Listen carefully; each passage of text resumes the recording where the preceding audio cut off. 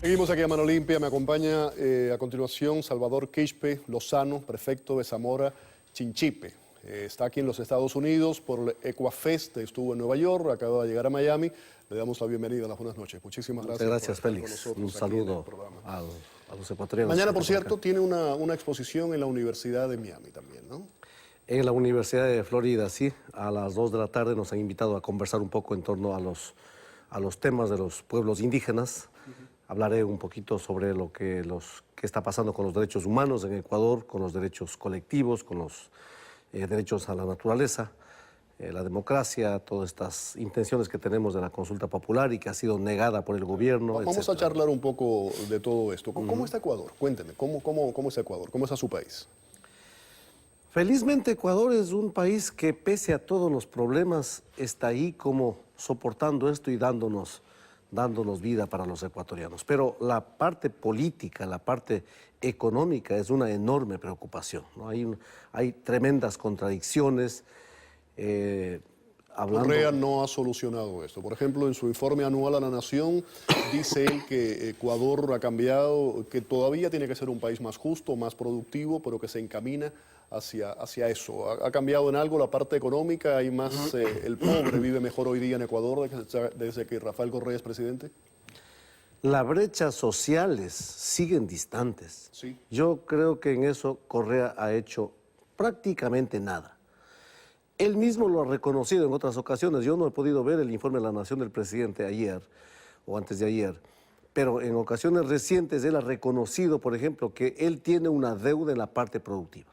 Y efectivamente, en los temas que tienen que ver con reactivación productiva, llámese agricultura, llámese ganadería, llámese la agroindustria, por ejemplo, eso está en cero. Si algo existe es gracias a los esfuerzos que hacen los productores, cada quien por su lado, independientemente si hay o no Estado para ese tipo de cosas. La brecha social, el gobierno no lo ha tocado para nada. Entonces, eso es lo que precisamente nosotros reclamamos. Más bien lo que han hecho es aprovechar un buen precio del barril de petróleo hasta hace algunos meses antes de la caída del precio, ¿sí? Para, por un lado, profundizar la corrupción. Si me permite, el presidente dice, y voy a citar textualmente, dice, a pesar del desplome del petróleo, la economía ecuatoriana ha mostrado solidez. De esa forma él lo ha vendido. Yo creo que hay un esfuerzo por salir adelante, pero no es el aporte del gobierno. Es la suerte que tuvimos por un buen periodo de un precio barril promedio $95. Así cualquiera. ¿Qué pasaría si ese barril estuviese como teníamos en los 90, promedio $20, $15?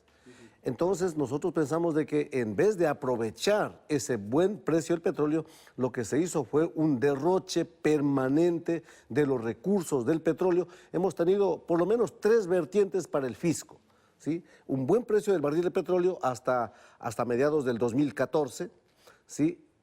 Ha habido un repunte en el cobro de los impuestos y un endeudamiento externo que sobrepasamos este momento de los $30.000 millones, sin tener en cuenta otros ingresos como los remanentes de los migrantes, etcétera, que es muy importante. Entonces, lo que debía haberse hecho es aprovechar esos tiempos de las vacas gordas para poder de verdad reactivar la producción.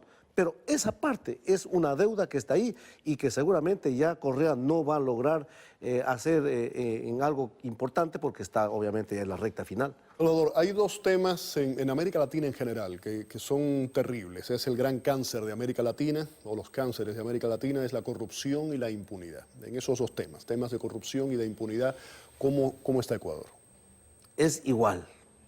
Estos días se elige lo que se llama ya el Consejo Nacional de Participación Ciudadana y Control Social. Es un consejo que tiene en sus manos luego el nombramiento de todas las instancias de control. Llámese Contralor General del Estado, llámese Fiscal General, llámese la Judicatura, los jueces, llámese las superintendencias, el Defensor del Pueblo, el Consejo Nacional Electoral. Es decir, este consejo tiene mucho más poder que la misma Asamblea Nacional. Pero este consejo es un consejo conformado por correístas. Este rato estamos en un supuesto concurso para nombrar ese consejo. Pero quienes ya aparentemente van a ser los que van a integrar ese consejo son las esposas de los asambleístas que le defienden a Correa a capa y espada. No hay balance de poder. Entonces, este consejo no nos da ninguna garantía para que haya una fiscalización como merece toda sociedad. Entonces son los que les dan más bien la garantía para la impunidad.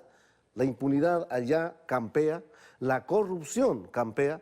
Sí, de repente, como para disimular, como para echar una cortina de humo, asoma por ahí uno que otro. Ahorita la novedad de un asambleísta del oficialismo que al parecer estuvo por ahí con algunos negocios oscuros, raros, pero no es lo único, pues quizá, insisto, están ahí sacando eso como para echar una cortina de humo, pero los otros casos grandes, ¿sí?, de corrupción, no pasa absolutamente nada. Salvador, hay dos temas y le pido que sea lo más conciso posible, que me interesa saber su opinión. La reelección indefinida, no solamente en Ecuador, en muchos de esos países del ALBA y algunos que no son del ALBA, los presidentes han tratado de imponerla, saltándose en muchas ocasiones la Constitución, y la prensa, la censura. ¿Hay libertad de prensa en Ecuador? Hay toda una persecución, hay periodistas muertos, ¿sí? Hay periodistas exiliados, como Emilio Palacio, que está precisamente aquí en Miami. Hay periodistas silenciados. Hay varias formas de cómo van consiguiendo, ¿no? Van, los sobornan y los consiguen para que sean parte del equipo de sus periodistas, pero si muchos de ellos no se someten a eso, entonces son inmediatamente perseguidos. Radios que si no hacen lo que ellos quieren, entonces les quitan las frecuencias. Medios de comunicación que no publican lo que ellos quieren, entonces son sancionados. Ese es el caso del diario La Hora, que está pasando en estos días. Un alcalde del oficialismo dio un informe y este diario no publicó tanto como quiso el alcalde. Se vino una sanción de la superintendente de comunicaciones, algo que no tenemos precedentes.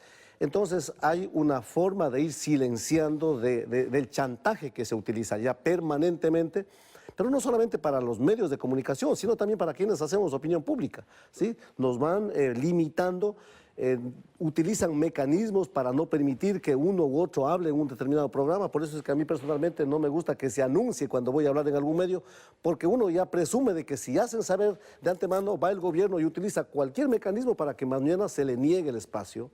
Entonces tenemos problemas de esa naturaleza de manera permanente. Algo me preguntabas del otro tema. Le preguntaba, y me quedan creo que 45 segundos, y me interesa mucho saber su opinión. Reelección indefinida. Reelección indefinida.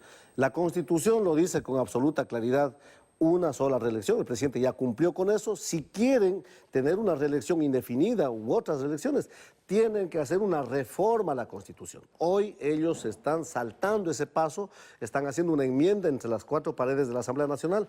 Más del 81%, Félix, pide una consulta popular, que en democracia debe darse paso a esa consulta popular, pero lo están negando de una u otra forma. Así es que esa es la razón de la lucha que hemos emprendido los ecuatorianos ahora.